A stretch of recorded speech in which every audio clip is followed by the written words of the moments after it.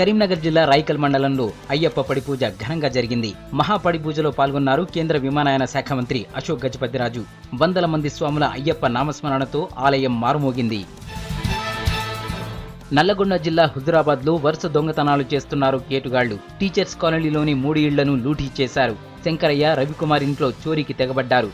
₹1,00,000 నగదు, 5 తులాల బంగారం ఎత్తుకెళ్లినట్లు పోలీసులకు కంప్లైంట్ చేశారు బాధితులు. వరుసగా దొంగతనాలు జరుగుతున్నా పోలీసులు పట్టించుకోవట్లేదని ఆరోపించారు స్థానికులు.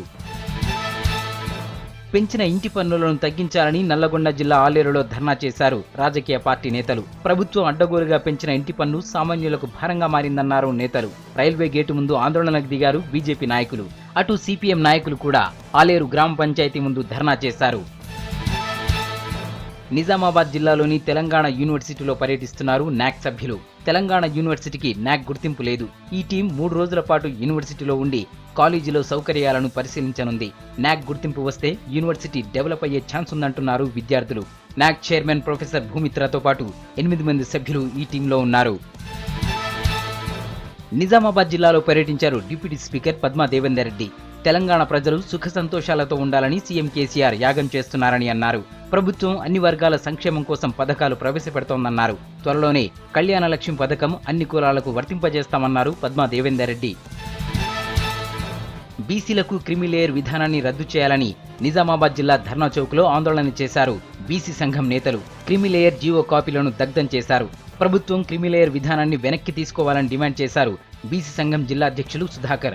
జీవో కాపీలను వెనక్కి తీసుకోకపోతే పెద్ద ఎత్తున ఉద్యమిస్తామని హెచ్చరించారు.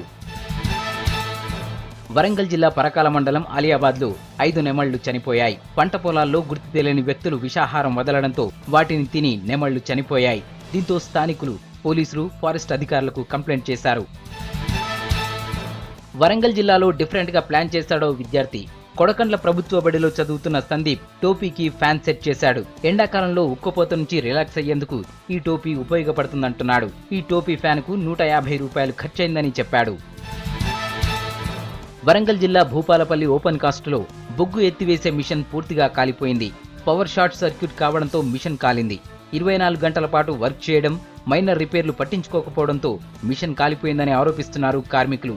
ఈ మిషన్ విలువ సుమారు ₹1 కోటి పైనే ఉంటుంది.